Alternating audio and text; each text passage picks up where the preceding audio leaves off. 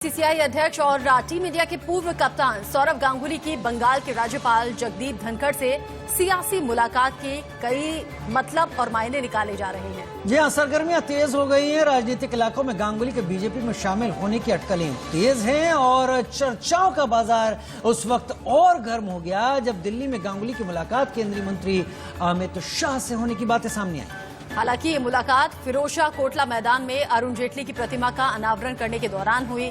मुलाकात तो हुई, लेकिन क्या बात हुई इसके लिए थोड़ा इंतजार आपको और हमें करना होगा, क्योंकि सुगबुगाहट बहुत तेजी से आगे बढ़ रही है कि सौरव गांगुली बीजेपी में शामिल हो सकते हैं। और इसके असर इसलिए गंभीर माने जा रहे हैं क्योंकि आने वाले 4 से 5 महीनों के बीच पश्चिम बंगाल में चुनाव हैं। हालात इस वक्त पश्चिम बंगाल के लगातार हम भी रिपोर्ट कर रहे हैं और उसे देखते हुए जिस तरह से टीएमसी के कई नेता बीजेपी में गए हैं, सौरव गांगुली जो एक बड़ा चेहरा है पश्चिम बंगाल का, उनके जाने से वोटर्स पर एक खासा असर पड़ने की उम्मीद जरूर जताई जा सकती है। और ये जो 2 तस्वीरें आप टीवी स्क्रीन पर देख रहे हैं, सवाल यही इन तस्वीरों को देखकर उठ रहा है, क्या पश्चिम बंगाल में आने वाले विधानसभा में क्या दीदी बनाम दादा होने वाला है? क्योंकि हमें याद करना चाहिए, गृह मंत्री अमित शाह जब दौरे पर गए थे, रोड शो किया था, विशाल जन सैलाब उमड़ा था, उस वक्त अमित शाह ने कहा था कि पश्चिम बंगाल का अगला मुख्यमंत्री होगा बंगाल से ही। तो क्या सौरव गांगुली वो नाम हो सकते हैं?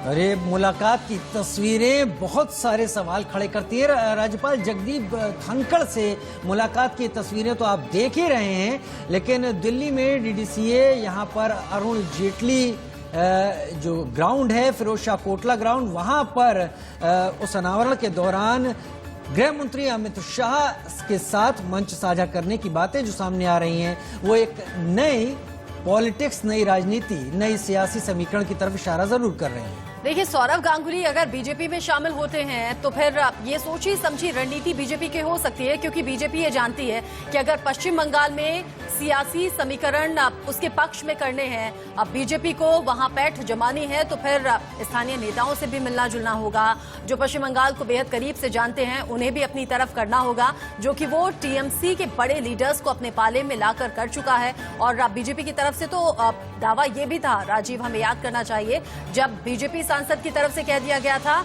पश्चिम बंगाल चुनाव आते आते तो अल्प मत में आ जाएगी ममता बनर्जी की सरकार, 60 से 65 विधायक इस्तीफा दे देंगे। टीवी स्क्रीन को गौर से देखिए, दादा के बीजेपी में आने के मायने जरूर समझिए, क्योंकि पश्चिम बंगाल की राजनीति में एक बहुत बड़ा परिवर्तन होगा अगर ये चीज आधिकारिक रूप से सामने आ जाती है। अभी तो कयास ही लग रहे हैं। क्या मायने हैं? शहरी इलाकों में टीएमसी को जबरदस्त झटका लग सकता है। 294 सीटें हैं पश्चिम बंगाल विधानसभा में, जिसमें से इस वक्त 211 सीटें टीएमसी के हाथ में हैं। और अगर पिछले लोकसभा चुनाव को देखा जाए, जहां पर 18 लोकसभा सीटें बीजेपी ने जीती थी, वहां 125 विधानसभा सीटों में बीजेपी ने बढ़त हासिल की थी। यानी सौरव गांगुली का आना और बीजेपी के लिए पश्चिम बंगाल का रास्ता एक तरीके से साफ हो जाना है। लेकिन इसी बीच लगातार राजनीतिक हिंसाओं का दौर भी जारी है और यही मुद्दा बार बार बीजेपी की तरफ से उठाया जा रहा है, भुनाया जा रहा है, कह सकते हैं हम। और आरोप सीधे सीधे टीएमसी के कार्यकर्ताओं पर, टीएमसी के टॉप लीडर्स पर लगता है।